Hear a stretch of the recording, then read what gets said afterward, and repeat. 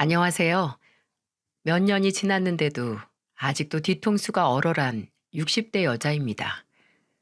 손바닥으로 하늘을 가리는 사람들, 고작 한 뼘뿐인 손바닥으로 드넓은 하늘을 가리고 다 가렸다 말하는 사람들은 정말 그 하늘이 가려졌다고 믿는 걸까요?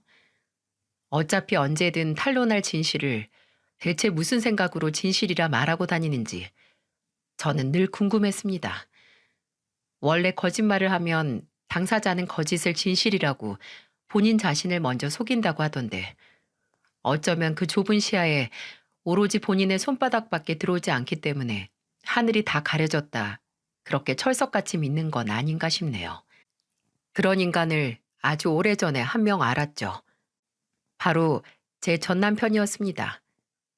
동네에 아내를 끔찍이 아끼는 애처가로 소문났던 인간이 그 좁은 동네에서 본인이 자주 가던 음식집 직원인 한 아가씨와 바람이 나서 처자식 버리고 도망갔어요. 제 아들이 4살, 딸이 2살이었을 때였죠. 당장 바람 사실을 제가 알기 전까지도 제게 사랑한다, 당신뿐이다, 당신 같은 아내를 어떻게 얻은지 모르겠다. 그렇게 이빨을 털던 인간이 나보다 젊은 년 따라간 충격도 컸지만 당장 어린 자식 2명 오로지 내 손으로 키워야 한다는 생각에 막막해 도망간 전 남편을 쫓아가 요절을 낼 생각조차 하지 못했습니다. 얼굴에 흐른 눈물을 닦을 새도 없이 저를 불쌍하게 생각한 동네 아주머니들의 도움으로 일자리를 구했고 온갖 허드렛 일 손에 잡히는 대로 해서 자식 2을 키웠습니다. 어떻게 살아가면 아둥바둥하면서 다 살아는 진다고 온 몸으로 세월이 제 몸을 비껴가는 걸 견디며 버티니 어느새 눈앞에 장성한 자식들이 이제 엄마를 책임진다고 하네요. 누굴 닮은 건지 공부머리가 좋았던 아들은 대학 졸업 후 시험 준비해서 세무사가 돼 지금도 세무사 사무실에서 일하고 있고 딸은 처음에는 마음에 차지 않은 회사에 들어가 버티다가 다행히 이직 준비를 해서 예전에 자신을 떨어뜨렸던 회사로 옮겨서 오래 묵혀왔던 패배를 승리로 바꿨죠. 자식들에게는 그다지 좋은 직장, 좋은 조건을 갖추기 위한 교육은 하지 않았습니다. 그저 적당히 내가 하고 싶은 일 찾아 나 하나 벌어먹고 살 기술 하나 있으면 그게 성공한 인생이라고만 했어요. 다른 걸 다 제치고 제가 무엇보다 자식들에게 강조했던 건 바로 의리였습니다. 친구 연인 할 것 없이 형제와 부부 가족 간에도 가장 중요한 건 모두 의리에서 온다고요.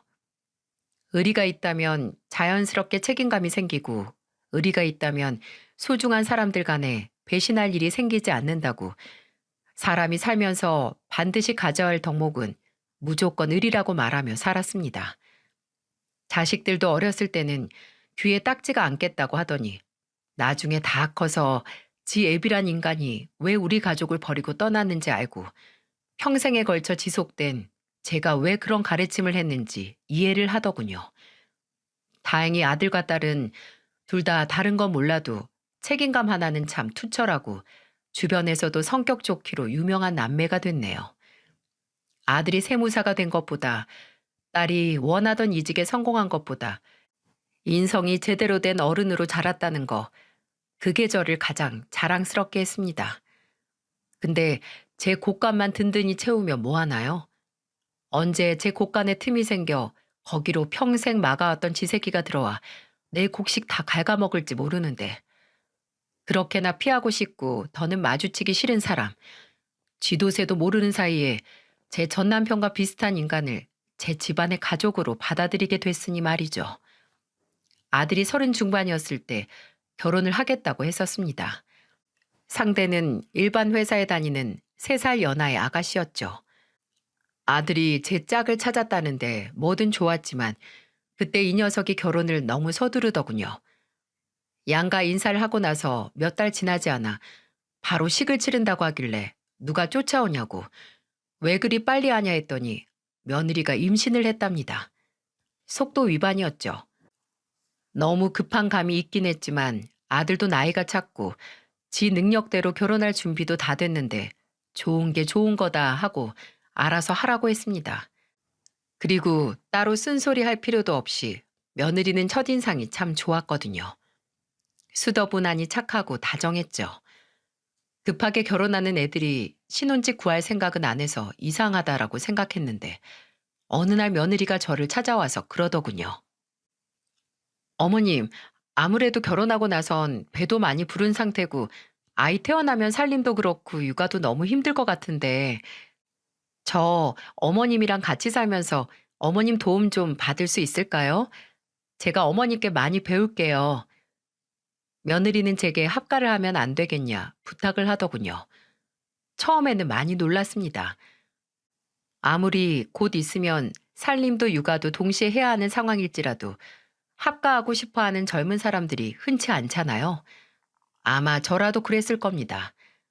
근데 이건 나중에 알게 된 건데 아들이 말하길 본인이 며느리에게 저와 함께 살면 안 되겠냐 물었고 둘이 상의를 하다가 그냥 말하면 제가 미안해서 그냥 받아들이지 않을 것 같아 살림도 육아도 도움을 달라고 애둘러 말한 거죠.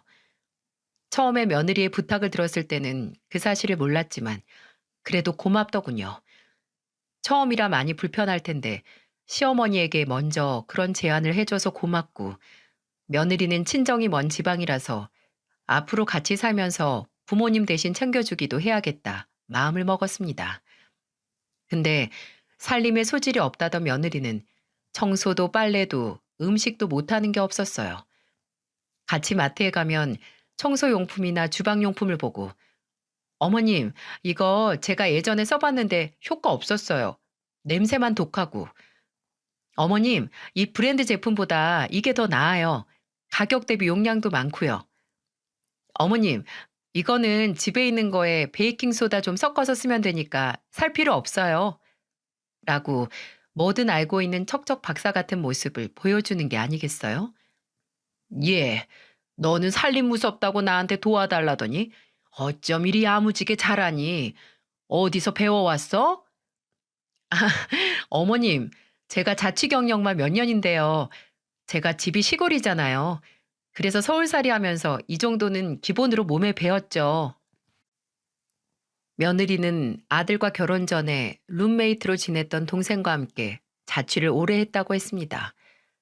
그래도 일도 하는 애가 자취를 하면 먹는 것도 대충 때우고 요즘 같은 시대에 배달 음식 자주 시켜 먹었을 만한데 잘 차려 먹고 살았는지 음식 솜씨가 기가 막혔어요. 왜 며느리가 본인보다 손맛 좋으면 언짢게 생각하는 시어머니들 종종 있잖아요. 괜히 그걸 자존심 싸움이라고 하는데 저는 전혀 아니었습니다. 며느리 덕분에 매일 맛있는 음식 먹어서 저는 한동안 제 집 체중계가 망가진 줄 알았습니다. 삼시세끼 맛있는 음식 배부르게 먹으니 살이 절로 늘더라고요. 특히 며느리가 방에서 슬금슬금 나와서 어머님 출출하지 않으세요? 하면서 주방으로 들어가서 해주는 야식이 가장 제 삶을 풍요롭게 만들어줬습니다. 어머님, 저 방금 핸드폰에서 떡볶이 봤거든요. 냉동실에 떡국 떡 있는데 그거 넣고 저번에 먹고 남은 쫄면도 넣어서 달달하게 만들어 드릴 테니까 같이 드실래요? 그렇게 밤 10시, 12시 되는 시간에도 저희는 주방 식탁에 앉아 쉴 새 없이 먹고 쉴 새 없이 떠들었습니다. 종종 며느리가 얼큰하고 칼칼한 음식을 해주면 저도 모르게 소주를 꺼냈고요. 근데 저도 술을 꽤 좋아하지만 며느리도 알아주는 술꾼이라고 하더군요. 저야 며느리가 결혼 전에 이미 임신을 해서 그때까지만 해도 며느리가 입에 술 대는 건 보지 못했지만 며느리는 제가 술 마시는 걸 빤히 보다가 이렇게 말하곤 했습니다. 어머님, 제가 우리 달콩이 낳고 나면 두고 보세요. 술 괴짝으로 놓고 마시는 거 제가 보여드릴게요. 아유, 그런 건 안 봐도 돼. 그냥 적당히 마셔, 적당히. 그래서 한 번은 그렇게 술 좋아하는 며느리가 저 혼자 술 먹는 걸 보면 술이 더 마시고 싶어서 괴롭지 않을까 했거든요. 술 좋아하는 사람이 구경만 하는 게 얼마나 힘든데요. 그래서 며느리에게 나도 마시지 말까? 하고 물은 적이 있습니다. 나도 너 애 낳기 전까지 금주한다고요. 그랬더니 며느리는 너털하게 웃으면서 그러더군요. 저는 어머님이 술 마시는 것만 봐도 좀 제가 마신 것 같고 그래요. 어찌나 맛있게 꺾으시는지. 저 어머님이 저 대신 마셔주시는 거 보고 참고 있는데요. 그냥 나중에 저랑 매일매일 술 친구 해주셔야 하니까 적당히만 드세요. 남들은 임신하면 친정 어머니가, 시어머니가 먹고 싶은 음식 해주는데 저희는 반대였습니다. 며느리 배가 하루가 다르게 남산처럼 부를 때는 제가 주방에 들어가서 오랜만에 며느리 대신 요리를 하려고 했어요. 그런 며느리는 제 옆구리를 살살 밀면서 어머님, 어머님도 이제 제가 한 음식에 익숙해지셨잖아요. 솔직히 한번 말해보세요. 제 음식이 맛있으세요? 아니면 어머님 음식이 입에 맞으세요? 라고 장난스럽게 말하며 몸이 너무 무거워서 움직이기 힘들기 전까지는 음식은 본인이 직접 판다고 하더군요.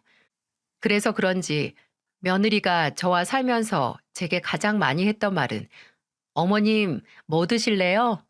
인 것 같습니다. 제가 오늘은 김치전이 땡기네. 비 오는데 국물 있는 거 먹자. 그냥 김 구워서 명란젓이랑 먹을까? 하면 뭐든 뚝딱뚝딱 야무지게 만들어줬죠. 며느리가 가장 잘하던 요리는 단연코 돼지갈비찜이었는데 참 고기를 어찌나 그리 야들야들하게 잘 만드는지 며느리가 그날 정육점에서 갈비 사왔다는 말만 들어도 입에 침이 고일 정도였습니다. 그리고 이상하게 며느리의 돼지 갈비찜을 먹으면 막걸리 생각이 그렇게 나더라고요. 갈비찜에 달달한 막걸리. 며느리와 마주보고 저는 막걸리 먹고 며느리는 탄산음료 마시면서 가장 좋아하는 주제로 이야기하며 갈비 뜯는 게 제 삶의 낙이었던 시절이 있었습니다. 그리고 저희가 가장 좋아하는 주제는 바로 며느리의 남편, 제 아들 이야기였죠. 물론 간지러운 칭찬은 절대 아니었습니다. 저와 며느리는 아들 흉보는 걸 그렇게 즐겨했어요. 어머님, 남편 요새 살찐 거 보셨어요? 술도 안 먹는 사람이 왜 그렇게 살이 붙는지 모르겠어요. 선호 제가 어렸을 때는 그렇게 살찌는 체질이 아니었는데 다 운동 부족이야. 원래 나이 드니까 나이살이 찌는데 운동까지 안 하니 막을 수가 있나. 예, 제 늙기 전에 관리하라고 해라. 남자가 늙어서 살까지 쪄서 배 이만큼 나오면 얼마나 꼴 보기 싫은데. 어머님 아들이잖아요. 어머님이 운동하라고 좀 하세요. 예, 네 남편이잖아. 나는 이제 제 삶에 지분 없어요.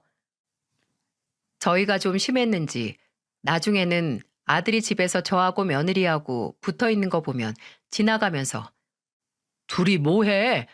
또 나 헐뜯지? 하고 묻기도 했습니다. 그리고 나중에 지 아들이 태어났을 때는 옆구리에 끼고 서럽다면서 집안 여자들끼리 편먹고 나 왕따 시킨다고 지 아들이 빨리 커서 아빠 편 들어줬으면 좋겠다고 노래를 불렀습니다. 아들은 손자가 태어났을 때 누구보다 기뻐했지만 또 약간 실망은 했습니다. 지 얼굴 안 닮았다고 말이죠. 첫째는 딸이었어야 하는데 원래 큰딸은 아빠 닮는다잖아요. 애들 얼굴이야 원래 해가 가면 갈수록 달라지는 거야. 나중에 크면 네 얼굴도 나오니까 걱정 말어. 아휴, 지윤이는 좋겠다. 우리 엄마도 자기 편으로 만들고 태어난 아들도 자기랑 똑 닮아서. 그러고선 얼른 둘째를 만들어야겠다고. 둘째는 꼭 자기 닮은 애 나왔으면 좋겠다고 했죠. 근데 손자를 낳은 다음에 며느리는 둘째 준비할 틈이 없었습니다. 주말이면 아들한테 손자 맡기고 저랑 놀러 다니느라 바빴거든요. 출산 후 무거운 몸에서 해방이 된 며느리는 모유 수유가 끝나자마자 저와 그렇게 마시고 싶던 술을 실컷 마셨고 또 임신하면서 찐 살을 빼겠다고 저를 데리고 동네 체육시설에 가서 뭐 줌바 댄스니 아쿠아로빅이니 등록해서 운동도 했죠. 그러다 손자 돌진하고 나서는 외출을 하고 오더니 제게 어머님 혹시 저랑 봉사단 등록 안 하실래요? 라고 하는 게 아니겠어요? 뭐 친구에게 들었는데 봉사단에 등록을 하면 취약계층을 위해 김장하는 봉사, 독거노인 방문 봉사, 그리고 청소년 상담이나 교육자료 같은 것도 만들 수 있다고 할 수 있는 건 많은데 인력이 부족하다고 혹시 생각 있냐고 하는 겁니다. 저야 남는 게 시간인 사람이고 며느리도 좋은 일이니 같이 해보자고 하니까 마다할 이유가 없었네요. 그래서 가벼운 마음으로 시작한 봉사활동이 어느새 해를 지나 1년 반 동안 꾸준히 며느리와 함께 해왔습니다.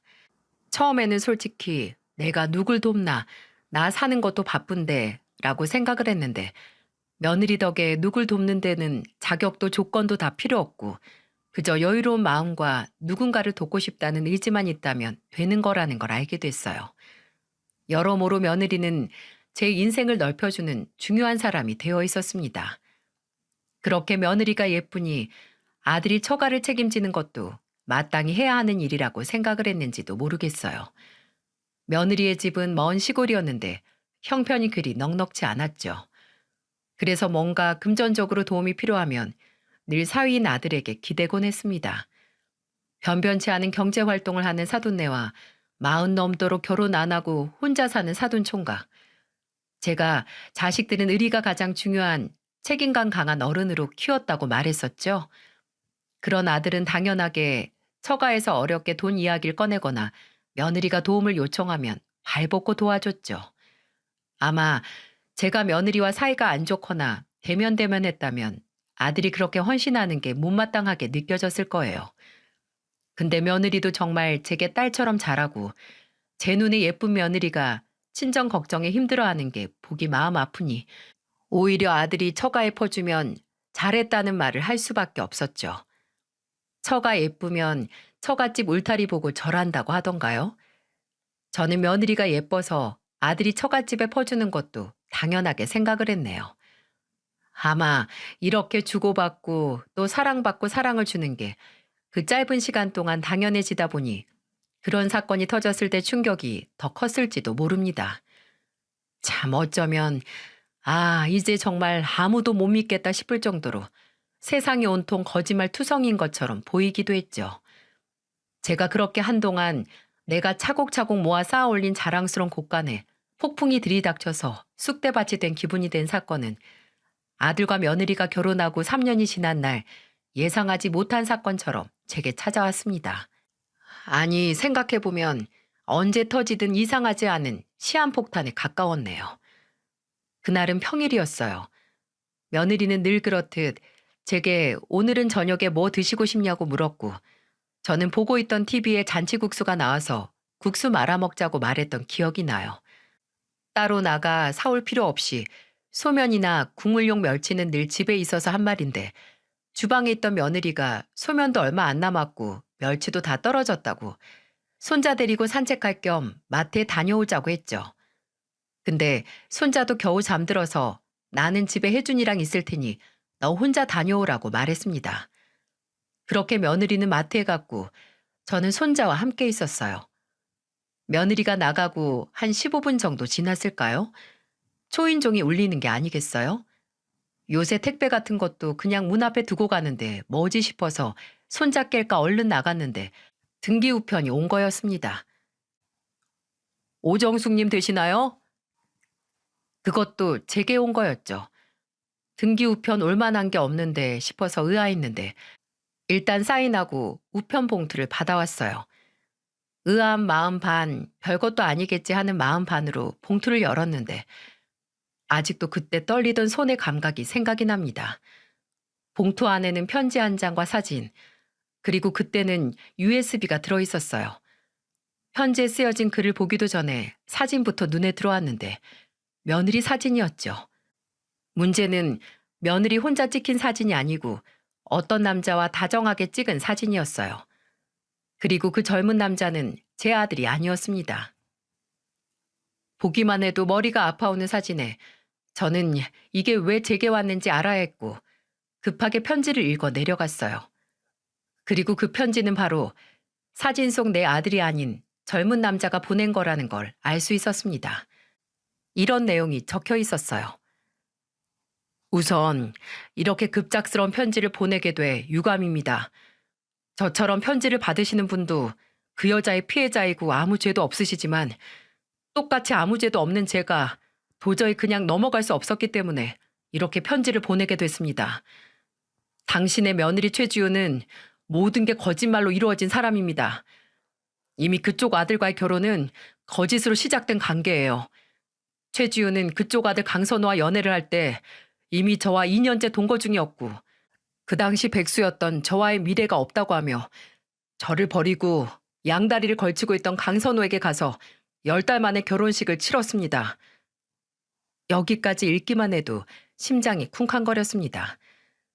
지난 일이긴 해도 제가 아는 며느리가 2년이나 그것도 같이 산 상대를 버리고 제 아들과 바람을 피웠다는 것도 놀라웠고 또 과연 이 사실을 제 아들이 알았을까 그것도 의문이었어요. 근데 이건 놀랄 일도 아니었습니다. 그 뒤에 적힌 내용이 저를 주저앉게 만들었거든요. 저를 버리고 다른 남자에게 간 건 그냥 아픈 기억으로 넘길 수 있었습니다. 하지만 저는 몇 달 전 충격적인 사실을 알았어요. 제게 저도 모르고 있던 아들이 있더군요. 그쪽 집안에서 사랑받고 자라고 있는 혜준이가 바로 제 아들이라는 사실을 알고 계셨나요? 아마 그저 버림받아 복수의 눈먼 사람이 객기에 거짓말을 한다고 생각하실지 모르지만 저는 확신합니다. 그쪽 손자는 그쪽 아들의 자식이 아닌 제 핏줄입니다. 이 사실을 알고도 묻고 하실 건가요? 아니면 이미 의심이 생긴 이 시점에서 진실을 알고 마음의 평화를 찾으실 건가요? 선택은 본인의 몫이지만 저는 어떻게 해서든 혜준이가 제 아들이라는 걸 밝힐 겁니다. 혹시 더 알고 싶은 게 있으시다면 이 번호로 연락 주세요. 기다리고 있겠습니다. 편지는 이렇게 끝이 났고 저는 그냥 기절해버리고 싶었어요. 그리고 일어나면 눈앞에 사진과 편지가 사라지길 바랬어요. USB는 제가 당시 컴퓨터나 노트북을 펼 줄도 몰라서 확인을 못했는데 사진만으로도 충분히 제 속을 뒤집기 충분했네요. 저는 일단 며느리가 오기 전에 그 편지를 숨겼습니다. 차마 며느리에게 그 사실을 꺼낼 용기가 없었거든요. 진실이 뭐든 무슨 말을 들을까 서두를 꺼내기조차 무서웠어요. 근데 편지에 쓰여 있는 것처럼 뿌리 내린 의심을 그냥 걷어낼 수는 없더군요. 미칠 노릇이었습니다. 어떻게 하지? 이걸 누구에게 말하지? 발을 동동거리다 저는 결국 편지에 쓰여 있는 번호로 전화를 걸었어요. 마치 기다렸다는 양 상대방은 바로 전화를 받더군요. 저는 제게 편지를 보낸 남자와 1시간 뒤에 집에서 멀지 않은 동네에서 만날 약속을 잡았습니다. 지금도 제가 무슨 정신으로 먼저 연락을 하고 그런 행동을 했는지 모르겠습니다. 정신이 나갔죠. 뭔가 제대로 판단할 생각도 없이 일단 행여 이 편지가 사실이 아닐지라도 앙심을 품고 제 가족에게 해를 끼칠 게 걱정돼서 일단은 만나야 한다고 생각을 했던 것 같아요. 얼마 안 있어 며느리가 집에 도착을 하고 저는 며느리 눈도 못 마주치고 집 근처에 동창이 찾아왔다고 잠깐 만나고 온다는 말을 하고 서둘러 집을 나왔습니다. 그때는 며느리와 한 공간에 있는 것만으로도 왠지 죄책감이 들고 며느리에게 못할 짓 하는 것 같고 그랬거든요. 저는 집을 나와 택시를 잡고 약속 장소로 향했습니다. 작은 프랜차이즈 카페였고 그 남자는 사진 속에 있던 모습 그대로 정말 평범한 인상이었어요. 방금 스쳐 지나갔어도 기억에 안 남을 정도로 평범한 얼굴이었어요. 그리고 얼굴만큼이나 평범한 목소리로 제게 말하더군요. 그런 편지 받고 많이 놀라셨죠? 죄송합니다. 저도 마음이 급해서 그랬어요. 속으로는 당장 멱살을 잡고 원하는 게 뭐냐, 왜 우리 가족에게 이러는 거냐 묻고 싶기도 했지만 참고 저는 남자에게 편지 속 내용이 정말 사실이라면 증거를 보이라고 했습니다. 나는 오늘 처음 만난 그쪽 말보다는 몇 년이라도 나랑 같이 산 내 며느리, 우리 지훈이를 믿어요. 그러니 괜히 과거에 남은 앙심 때문에 벌집 들쑤시는 거면 지금이라도 관둬요. 단호한 제 말에 남자는 좀 놀라다 이내 씁쓸한 미소를 지으며 말했습니다. 지훈이 착하죠. 다정하고 옆에 있는 사람한테 잘하고 분명 결혼하고 시어머니하고 남편한테도 잘했을 겁니다. 제가 잘 알죠. 3년을 연애하고 2년을 같이 살았으니까. 근데 그 다정함에 얼마나 잔인해질 수 있는지도 너무 잘 압니다. 제가 그때 다니던 회사 그만두고 백수 생활이 좀 길어지자마자 능력 좋은 남자 만나서 그 남자랑 결혼할 거라고 통보하고 집 나갔는데 진짜 버려진 개의 기분을 알겠더라고요. 턱을 부들거리며 말하는 남자는 제게 USB 안은 확인해 보셨냐고 물었습니다.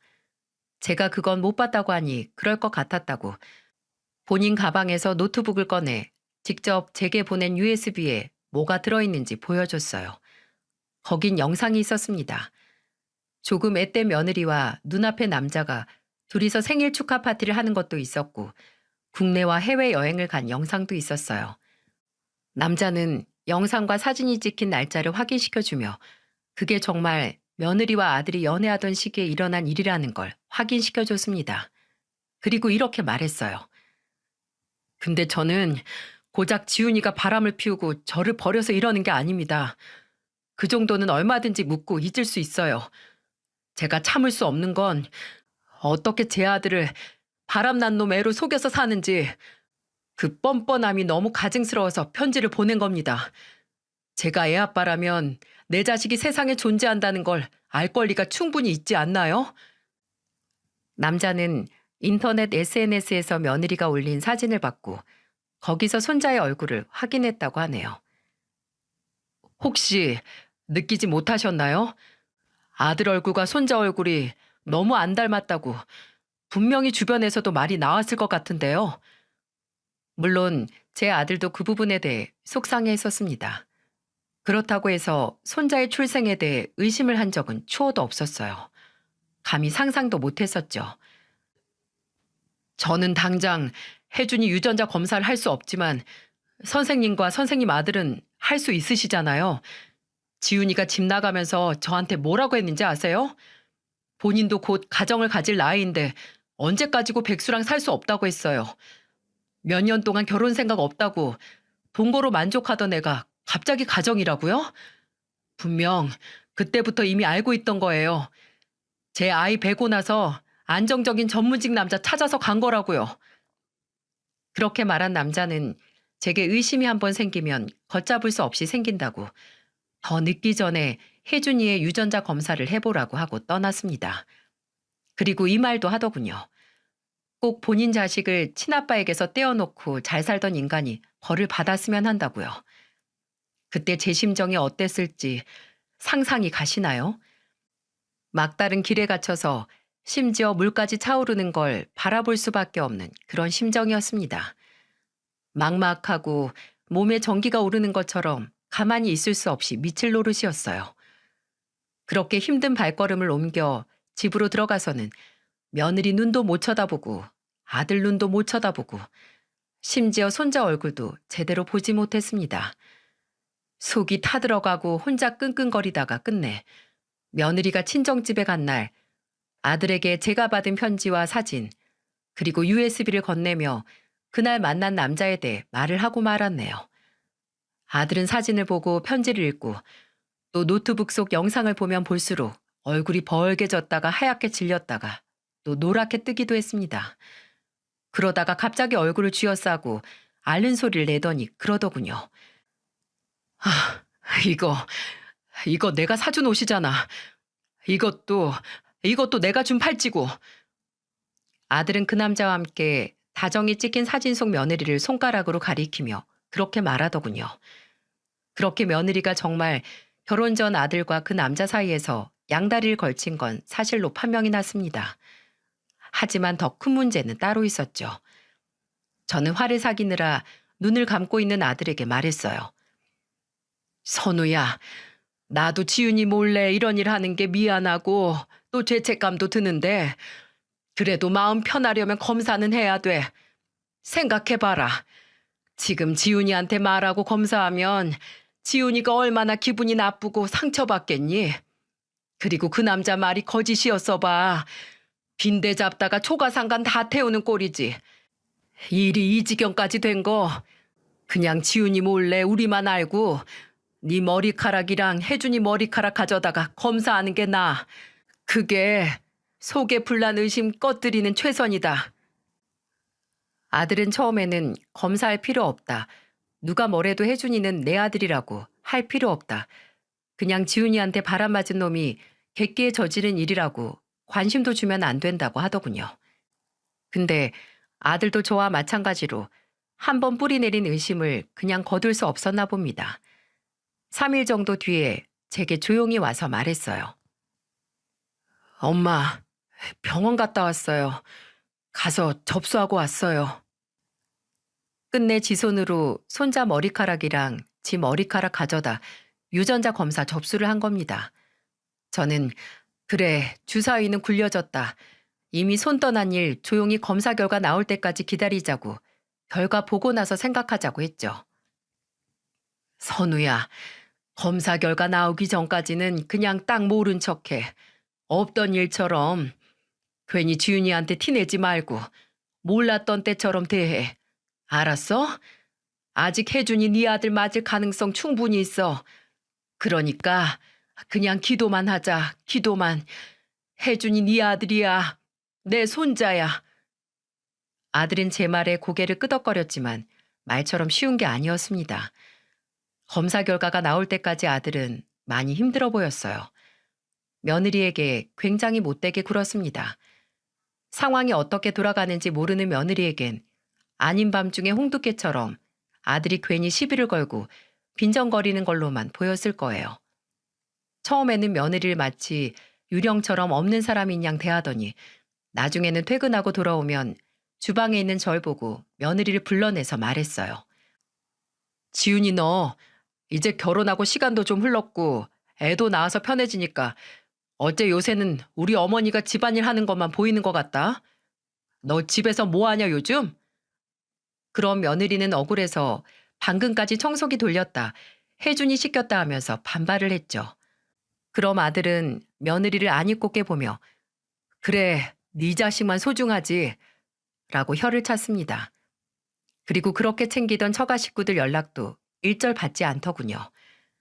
그날 이후로 아들은 거의 거실에서만 생활을 했는데 하루는 거실에 있던 아들에게 며느리가 오더니 그러더군요. 여보, 어제 우리 오빠 전화 안 받았어? 오빠가 계약 문제로 말할 게 있는데 당신이 그제부터 통 전화를 안 받는다고 하네? 아들은 장인 장모를 챙기는 것처럼 며느리의 오빠인 사돈 총각에게도 종종 도움을 줬는데 그맘때쯤 그해 전부터 실업자가 된 사돈 총각이 눈에 밟히고 며느리도 걱정을 해서 아들이 먼저 며느리에게 형님한테 작은 가게라도 할 생각 없냐고 이야기를 꺼내라고 해서 아들 돈 7천으로 프랜차이즈 매장을 열어줄 계획이었거든요. 물론 사돈 총각이 꼭 갚는다고 말은 했지만 아들도 큰 결심을 한 거죠. 근데 그 이야기가 나오고 나서 얼마 뒤 이런 일이 터졌으니 운명은 누구에게든 참 얄궂은 것 같습니다. 처음에는 기꺼이 처가를 돕던 아들은 그 사건 이후 처가 연락도 안 받게 됐고 물론 사돈 총각의 연락도 아예 무시를 했는데 이유를 모르는 며느리가 의아해한 거죠. 며느리의 질문에 속이 있는 대로 꼬여있는 아들은 헛웃음을 터뜨리며 말했습니다. 전화 좀 안 받을 수도 있지. 그걸 동생한테 일러바쳐? 참 형님도 형님이다. 왜? 그 가게 계약금 투자 못 받을까 봐 걱정하신대? 뭐 나한테 맡겨놨어? 당신 왜 그래? 왜 말을 그런 식으로 해? 그냥 요새 바쁜가 하고 묻는 거잖아. 왜 그렇게 꼬아서 들어? 너도 그렇고 네 오빠도 아니 네 식구 전부 다 나를 어마어마한 호구로 보는 것 같아서 그런다. 왜? 그때까지 단 한 번도 아들은 처가에 도움 주는 걸로 누구에게든 유세를 안 부렸습니다. 조금이라도 불편한 내색도 안 했고요. 근데 소가 왔을 수 있다는 의심 하나로 완전히 변해버렸어요. 지도 괴롭고 보는 사람도 힘들었죠. 아직 왜 아들이 바뀐 건지 이유를 모르는 며느리는 아들과 매일 안 싸우는 날이 없었고 저는 그 싸움을 건너방에서 들으며 속을 태웠습니다. 저는 하루가 다르게 자신과 며느리를 갉아먹는 아들에게 말했어요. 너 적당히 해. 이러다 검사 결과 혜준이 네 애라고 나면 어떻게 할 건데? 그때 되면 지금 너 이러는 거 아무 쓸모도 없고 이유도 없는 업보 되는 거야. 네 마음 아는데 참아라 좀 참어. 하지만 제 바람과는 다르게 영겁의 시간이 지나고 받은 유전자 검사 속에서 제 손자가 매일 제 손으로 씻기고 먹이고 기저귀 갈아준 제 손자가 제 아들의 친자식이 아니라는 유전자 불일치라는 결과를 받았습니다. 아들은 이성을 잃었습니다. 검사 결과를 받은 날 바로 며느리 눈앞에 제가 줬던 사진과 편지, 노트북 속 영상들을 보이고 무섭게 추궁을 했죠. 며느리는 갑작스런 증거들에 입술을 바들바들 떨었습니다. 이거 어디서 났어? 당신 혹시 나 몰래 현섭 씨 만났어? 나는 이 새끼 이름도 몰랐어. 이 새끼가 어머니한테 보냈다더라. 너같이 뻔뻔하고 가증스러운 게 행복하게 사는 걸 못 보겠다고 벌 받았으면 해서 보냈대. 여보, 당신은 이걸 믿어? 이게 말이 돼? 이거 당신 만나기 전에 이미 끝난 관계야. 내가 어떻게 당신이랑 만나면서 다른 남자를 만나? 허튼 수작하지 마. 여기 목걸이 그리고 여기 팔찌 이거 다 내가 사준 거잖아.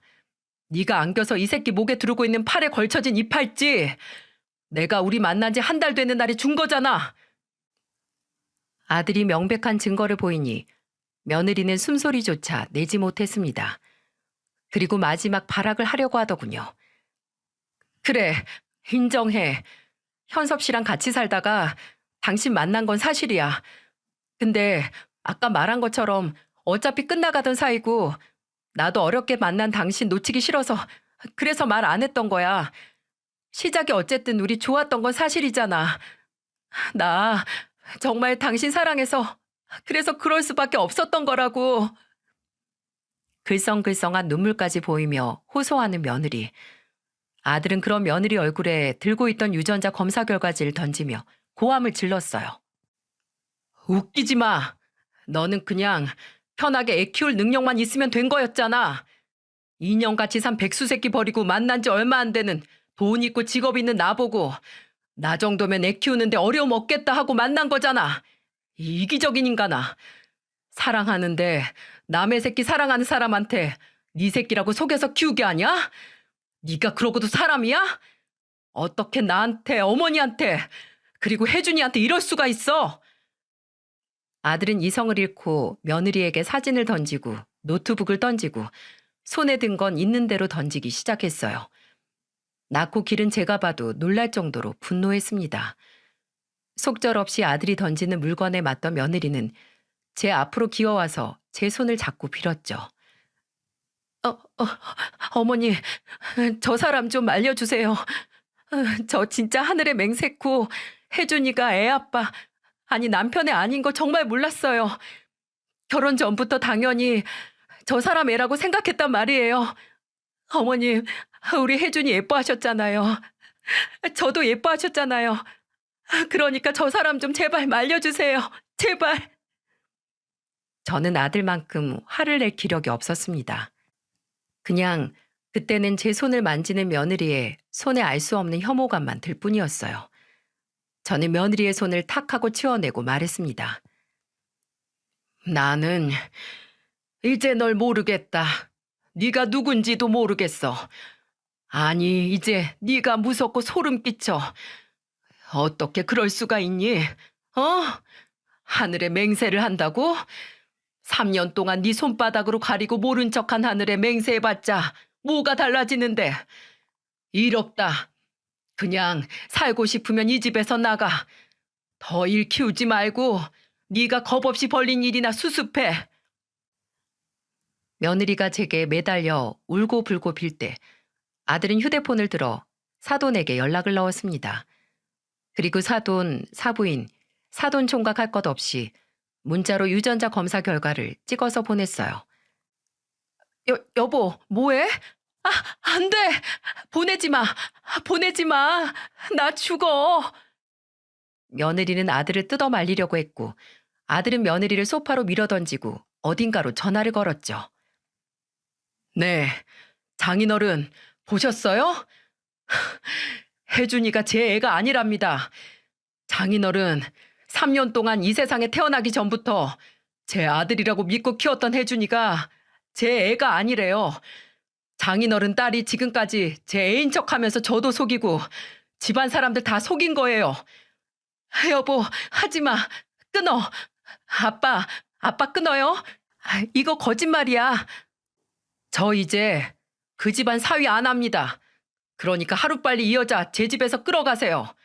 저는 단 1분도 이런 여자하고 얼굴 보고 살 생각 없으니까 어디 쓰레기장에 던져두고 오기 전에 수거해 가시라고요.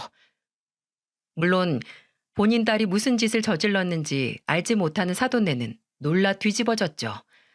저와 아들이 기어이 집에서 짐 싸들려서 쫓아낸 며느리를 찾아와서 저희에게 사과를 하겠다고 찾아오기도 했습니다. 하나 있는 딸이 백정마냥 산발이 돼서 고개 숙이고 있는데 그도 그럴 것이 그동안 제 아들에게 도움도 참 많이 받았고 또 까놓고 말해서 사위가 동아줄이나 마찬가지였기에 그렇게 사죄를 하는 모습을 보이며 붙잡을 수밖에 없었을 겁니다. 당장 잘못했다고 빌어.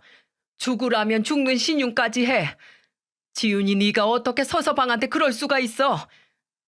사부인 죄송합니다. 아휴, 제가 입이 10개라도 할 말이 없어요. 딸년 잘못 키워서 이게 무슨 난리인지. 지윤이 얘 정말 반성하고 있어요. 정말 몰랐다고 합니다. 서서방 자네도 알잖아. 지윤이가 되돌릴 수 없는 실수를 하긴 했지만 그렇다고 작정하고 자네한테 다른 남자 자식 키우게 할 정도로 악독한 애는 아니라는 거. 그러니까 자네가 좀 100번 양보해서 모른다고 해도 그게 없는 일이 되나요? 이미 일어난 일인데 제가 마음먹는다고 해서 되돌릴 수 있는 게 아닙니다, 이건. 아들은 단호했고 끝내 사돈네와 며느리 앞에서 자신은 이혼 소송을 할 거고 그 마음은 절대 바뀌지 않는다고 말했습니다. 그리고 며느리를 상대로 정신적인 손해배상까지 하라는 민사소송까지 걸었어요. 큰 충격과 상처를 받은 아들은 독이 오를 대로 올라서 아예 지금까지 처가해 줬던 돈도 갚으라는 소송을 하겠다. 길이길이 날뛰었습니다. 근데 그건 제가 말렸어요. 그 마음은 너무나 잘 이해하지만 분명 나중이 되면 아들이 후회할 거라고 생각을 했거든요. 너 잘 생각해봐라. 어디 너 사돈네 돈 줬던 거 걔가 먼저 달라고 손 벌린 적 있니? 다 네가 해주고 싶어서 그런 거 아니야. 그때는 좋았으니까. 사람이 주는 게 받는 사람 기분 좋으라고 주는 것보다 내가 좋아서 주는 마음이 더 크다더라. 너 이거 아예 진창까지 끌고 가면 분명 나중에 후회해. 왜 그때 감정에 휩쓸려서 치졸하게 굴었을까? 분명 그때 너도 도움을 주고 기분이 좋고 만족스러웠는데 잃은 것만 있는 게 아니었는데 하고 후회해. 내가 널 모르니? 그러니까 지훈이 걔한테 위자료 받을 것만 생각해라. 거기서 만족하자고 선우야. 그리고 불행 중 다행으로 때마침 사돈총각 프랜차이즈 사업에 투자하려던 직전에 일이 터져서 다행이라고 생각하자고 했습니다. 만약 그게 지난 후였으면 법정 싸움이 더 길어져서 M1 변호사 비용만 더 나갈 수 있었을 테니 말입니다. 아들도 제 말에 끝내 동의를 한 건지 조금 이성을 찾고 이혼 소송과 피해 보상 소송에 집중을 했습니다. 물론 소송을 하는 동안 내놓은 자식이 된 며느리가 몇 번을 찾아와서 울고불고 매달렸어요. 감히 지가 저지른 일도 모르고 입에 그리 쉽게 용서라는 단어를 담다니 기가 찼습니다. 정말 죄를 뉘우치고 또 반성을 했다면 정상적인 사람이 과연 찾아올 수나 있었을까요? 저라면 염치 때문에 쉽게 사과를 하러 찾아오지도 못했을 겁니다. 다 지 좋자고 지 마음 편하자고 하는 억지 사과인 거죠. 그러다 제가 집에 들어갈 때 계단 쪽에 숨어있던 며느리가 갑자기 나타나 지 몸을 현관문 안으로 우겨넣는 바람에 제가 넘어졌었어요. 제가 넘어지면서 지른 비명 때문에 앞집에 살던 이웃이 나왔고 그대로 경찰에 신고를 할 수 있었습니다. 뭐 크게 다친 건 아니었지만 제가 입은 피해와 며느리가 불법 침입을 한 게 증명이 돼서 나중에 아들이 며느리를 상대로 접근 금지 명령을 내릴 수 있었어요. 그 정신 나간 게 다신 제 근처로 얼씬도 못하게 한 거죠. 아들은 그렇게 이혼 소송을 마무리 지었고 몇 달 더 가서 민사소송 건 것도 전 부인에게 위자료를 받을 수 있었습니다. 근데 법정 싸움은 오히려 쉽게 넘어간 거였어요. 이혼 소송을 하고 갑자기 집안의 며느리도 그리고 손자도 사라지자 그 공허함과 허무함이 저희 모자에게 이루 말할 수 없는 후유증을 남겼거든요. 제가 이 사건에서 가장 힘들었던 건 내 손자라고 정든 아이를 내 피부치가 아니라는 걸 인정하고 떠나 보내는 거였어요. 손자, 아니 혜준이 그 아이는 제 맏며느리가 아니라 사부인이었던 사람이 찾아와서 데리고 갔습니다. 그날 기분이 얼마나 묘하던지 저도 아들도 며칠 내내 말을 하지 않고 살았어요. 제 전 며느리가 전 재산을 털어서 아들에게 준 정신적 피해 보상금으로도 치유가 손톱만큼도 안 될 정도로 긴 고통을 감내해야 했습니다. 아니, 고통이라는 말도 어울리지 않는 것 같아요. 마치 원래 있던 손가락 하나가 발가락 하나가 없어진 것처럼 이상하더군요. 지금 생각해보면 저는 의리를 중요시 여기고 못난 전 남편의 전적으로 상대방을 배신하는 일은 극도로 증오하지만 어쩌면 전 며느리가 결혼 전 아들을 상대로 양다리를 걸치기만 했고 손자가 제 아들이었다면 그냥 전 며느리를 품고 그전처럼 애틋하게 지냈을 것 같아요. 며느리가 저지른 부정이 없던 일이라고 여길 수 있었을 거예요. 그 정도로 전 며느리를 아끼고 손자를 사랑했습니다. 그리고 그만큼 걔가 남기고 간 상처가 너무나도 컸고요. 가장 놀라운 건 올해가 아들이 이혼하고 2년이 되는 해라는 겁니다. 참, 2년이 지났어도 아직도 이렇게 속이 쓰리고 아프니 얼마나 더 지나야 말이 나와도 웃어 넘길 수 있게 될지 감이 잡히지 않네요. 아들은 제게 괜찮은 모습만 보여주려고 하지만 제가 보기에 아들은 애를 쓰고 있는 것처럼 보입니다. 괜찮아지기 위해 그리고 괜찮게 보이기 위해 무던히도 애를 쓰는 것처럼 보여요. 그래서 그런지 제게 이런 말을 하더군요. 어머니, 제가 처음에는 이런 일이 나한테 왜 일어났나 그런 생각을 했거든요. 왜 다들 그러잖아요. 다른 사람도 아니고 왜 나한테 죄 짓고 살지도 않았는데 하면서 저도 그랬어요. 근데 그렇게 생각을 할수록 괜히 내 인생이 더 보잘것없고 더 초라해지는 거예요. 마치 인생에 있어서 결과도 선택권도 내가 아니라 다른 사람한테 있는 것 같고 내 삶의 통제력을 상실했다고 해야 할지. 그래서 오히려 내 잘못이다. 내가 사람 보는 눈이 없었다 하고 넘어가는 게 길게 보면 속 편한 마음가짐이더라고요. 내 손으로 내린 결정에서 오는 결과니까 내가 감수해야지 하고 생각하면 이것도 이전에 힘들었던 일처럼 그냥 넘어갈 수 있을 것 같고 그래요. 아들의 마음이 편하다면 저는 뭐든 좋았습니다. 저도 아직도 속이 시끄러운데 아들은 오죽하겠어요? 뭐든 됐으니 하루빨리 마음에 완연한 평화가 찾아오길 바라고 또 바랄 수밖에요. 어쩌면 이렇게 툭 터놓고 말하면 제 시끄러운 속이 조금이라도 풀릴까 연필을 들고 제 이야기를 써 내려가 봤습니다. 괜히 또 기분이 묘한데 나쁘진 않네요. 이것 또한 지나가는 과정이고 괜찮아지는 수순이겠죠.